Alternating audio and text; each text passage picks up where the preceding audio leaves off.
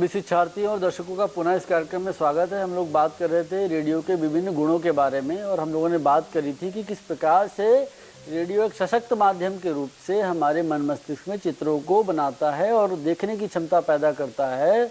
और हमने उदाहरण के तौर पे लिया था कि किस प्रकार से बायोलॉजी के प्रयोग के दौरान जब हम लोग फोटोसिंथेसिस की चर्चा करते हैं तो स्वतः हमारे मन मस्तिष्क में चित्र बनते चले जाते हैं। तो इसका एक अर्थ ये भी हुआ कि जो भी बातें रेडियो के कार्यक्रम के दौरान बोली जा रही हैं उनमें गति भी होती है, निश्चित रूप से गति होती है। और विशेष तौर से जब हम लोग सजीव प्रसारण की बात करते हैं प्यारे शिक्षार्थियों, हम लोग मुक्त विद्यावाणी की बात करते हैं तो मुक्त विद्यावाणी का जो कार्यक्रम 12 बजे सीनियर सेकेंडरी का प्रारंभ होता है, ठीक उसी समय वो आपको मिलने लगता है हमारी वेबसाइट के माध्यम से। तो हम यहाँ पे कह सकते हैं कि रेडियो का जो एक विशिष्ट गुण है वो यह भी है कि इसमें गति होती है। उस गति का निरूपण हम ऐसे भी कर सकते हैं कि मुक्त विद्यावाणी कार्यक्रमों के दौरान फ़ोन पर जैसे ही आप प्रश्नों को रखते हैं तुरंत उनका उत्तर आपको मिल जाता है। तो इसका मतलब है कि रेडियो के माध्यम के रूप में अपने अंदर गति भी रखता है। अब दूसरी जो बात है सिंप्लिसिटी की बात है। रेडियो एक सिंपल माध्यम है, साधारण माध्यम है। तो साधारण माध्यम ऐसा है कि मैंने पहले भी बताया कि एक सुदूर गाँव का किसान भी इस माध्यम को चला पाता है, एक मजदूर भी चला पाता है, हमारी महिलाएं, हमारी बच्चियां भी इसको चला सकती हैं, इसको खरीद सकती हैं। अब इतने छोटे छोटे से आपको एफएम रिसीवर मिल जाते हैं मात्र 150-200 रुपये में। ये बड़ा वाला भी जो हमारा रेडियो सेट है ये भी बहुत महंगा नहीं, 1000-2000 रुपये का आता है। तो इसका मतलब है एक बार आपने 2-3 हज़ार 2,500 रुपये खर्च कर दिए या छोटा वाला एफएम रिसीवर ले लिया तो निश्चित रूप से वो सतत रूप से आपके लिए कार्यक्रमों का प्रसारण आपको सुलभ कराता रहेगा। और करना कुछ नहीं है, मात्र आपको 2 बटन दबाने हैं, वो रेडियो सेट ऑन करना है, अपनी फ्रीक्वेंसी को ट्यून इन कर लेना है, जो अभी हम लोगों ने टर्म जिस पे चर्चा की थी। अब ट्यून इन आपने कर लिया और निश्चित रूप से मान लीजिए हम लोग ग्रामीण इलाकों में इन कार्यक्रमों को सुनते हैं तो एक बार मान लीजिए आपने पसंदीदा आकाशवाणी का कार्यक्रम को इस ट्यून इन कर लिया, आप रोज इसको सुन रहे हैं। तो देखा जाए कि जो लोग आज निरक्षर हैं, जो लोग बहुत साधारण व्यक्ति हैं, किसान हैं, मजदूर हैं, स्लम्स में रहते हैं, वो भी इन कार्यक्रमों को बड़े आसानी से, बड़े साधारण रूप से सुन सकते हैं, इनमें अपने आप को साझा कर सकते हैं। और इसका एक और चीज़ है कि radio is an inexpensive medium. तो मैंने बताया महंगा तो है नहीं, बहुत सस्ते सस्ते मोबाइल आ जाते हैं। साथ ही साथ इसमें लिखा है कि radio does not need electric power. अब मतलब पावर सप्लाई की ज़रूरत नहीं होती है, आपको विद्युत की आवश्यकता नहीं होती। विद्युत की आवश्यकता इसलिए नहीं होती है कि रेडियो बहुत छोटे सेट में भी होते हैं, आप छोटा सा एक सेल डालकर भी इनको चला सकते हैं। और तो और जिन कार्यक्रमों को आप रेडियो के अलावा अपने मोबाइल में भी एफएम से सुनते हैं तो उसके लिए भी देखिए अलग से कोई बिजली की आवश्यकता नहीं होती है, आपकी बैटरी पर्याप्त होती है उन कार्यक्रमों को सीधे आप तक पहुँचाने के लिए।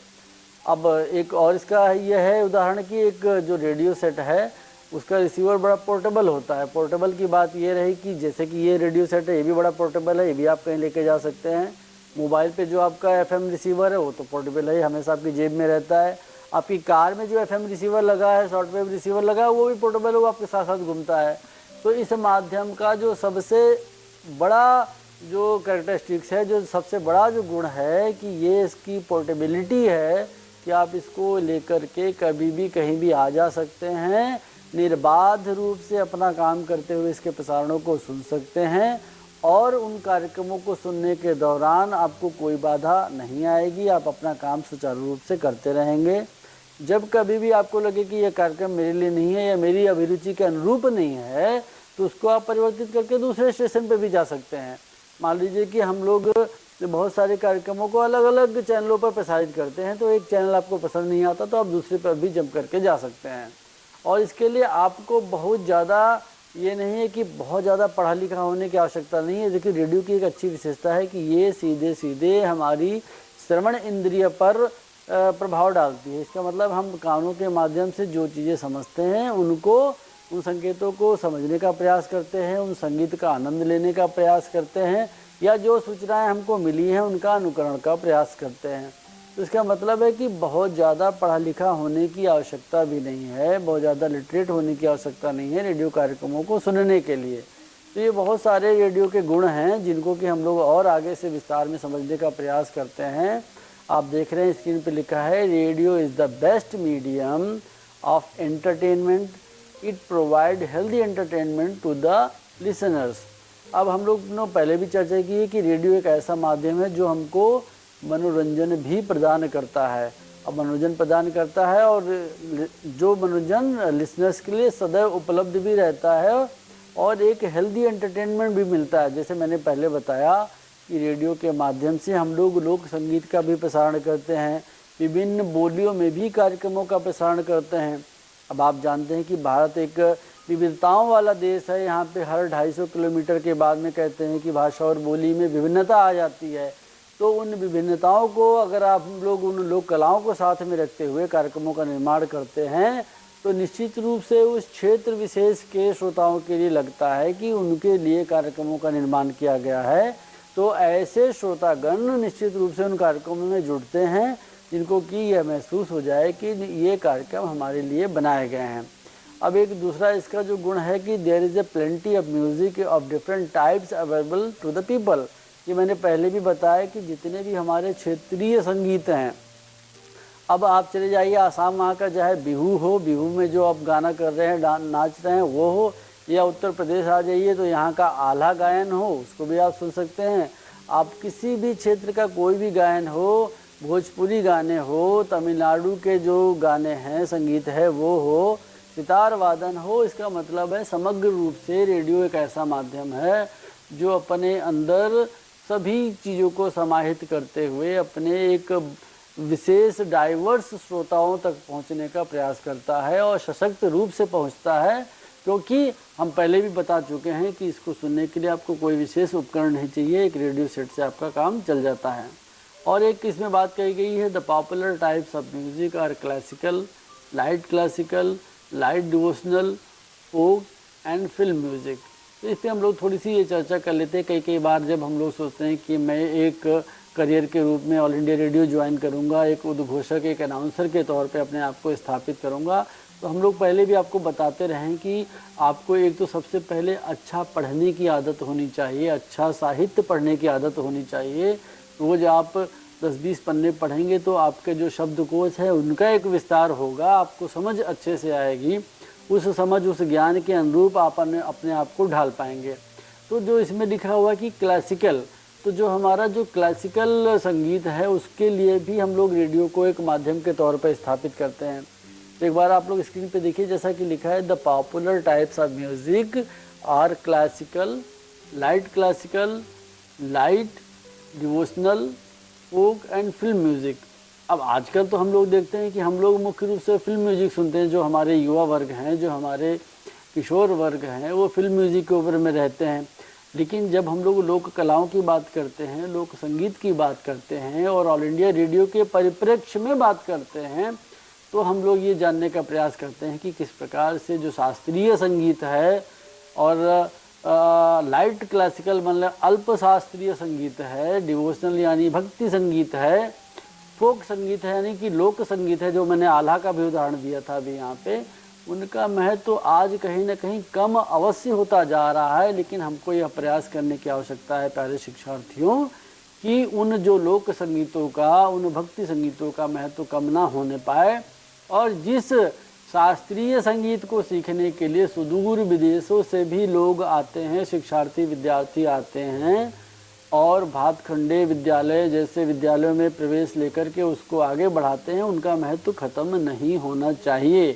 तो सीधा सीधा अर्थ यह है कि जिस फिल्म संगीत के चलते आज रेडियो और विशेषकर एफएम रेडियो बहुत लोकप्रिय है, उसको तो आगे बढ़ना ही चाहिए, लेकिन जो हमारा शास्त्रीय संगीत है उसको भी स्थापित रहना चाहिए।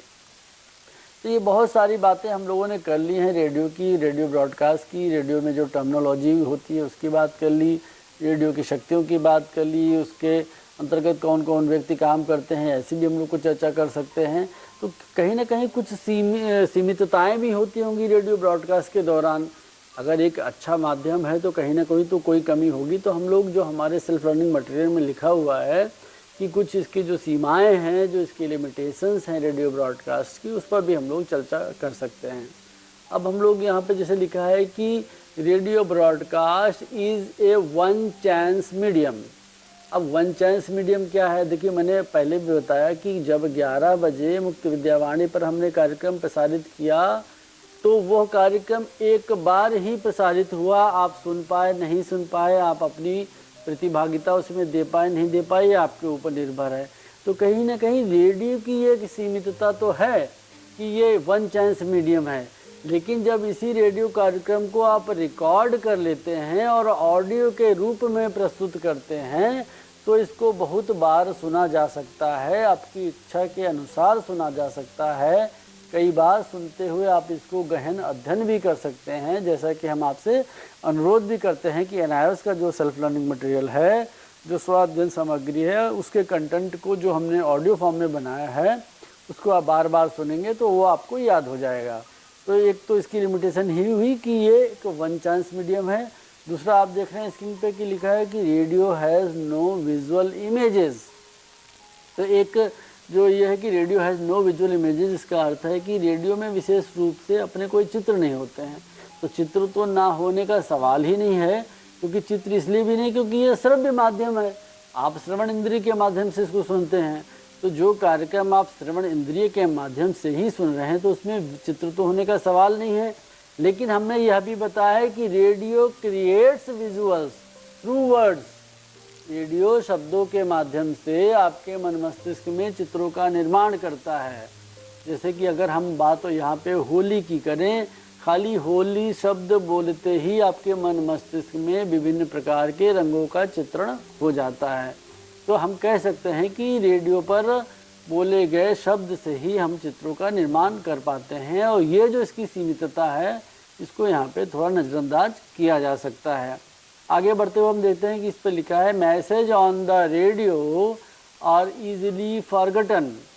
Messages on radio are easily forgotten मतलब बहुत जल्दी हम इनको भूल जाते हैं।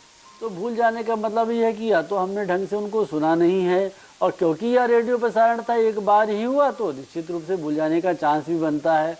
लेकिन अगर यही मैसेज बार बार आए, जो एडवर्टाइजिंग में भी परिभाषा है कि कोई भी उत्पाद का विज्ञापन बार बार इसलिए दिखाया जाता है कि वो आपके मन मस्तिष्क पे सीधे चित्र बना ले, उसकी आपको आवश्यकता महसूस होने लगे। तो इस प्रकार से हम अगर आगे बढ़ेंगे तो इस कमी को भी हम देखेंगे कि दूसरे माध्यमों के द्वारा दूर कर सकते हैं। फिर आगे इसमें लिखा है poor performance on the part of announcers.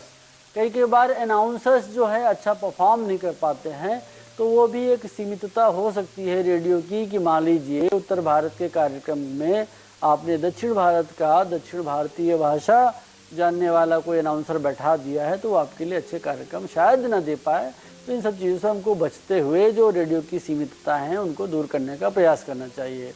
तो प्यारे शिक्षार्थियों और दर्शकों, आज हम लोगों ने बड़ी सार्थक चर्चा की है, और शिक्षार्थियों विशेष तौर से सीनियर सेकेंडरी पे हमने पाठ 9 की आज चर्चा की है। आपको ये पाठ समझ में आ गया होगा। अगर आपके मन मस्तिष्क में कोई भी प्रश्न हो तो आप ao.maskam@nios.ac.in पर लिखें, मैं उनका उत्तर निश्चित रूप से आपको दूंगा। तो आपके मन में कोई प्रश्न हो तो आप हमसे साझा करते रहिए। ये कार्यक्रम आगे भी हम आपके लिए जारी रखेंगे। अगले कार्यक्रम की प्रतीक्षा कीजिए और मुझे आज्ञा दीजिए। नमस्कार।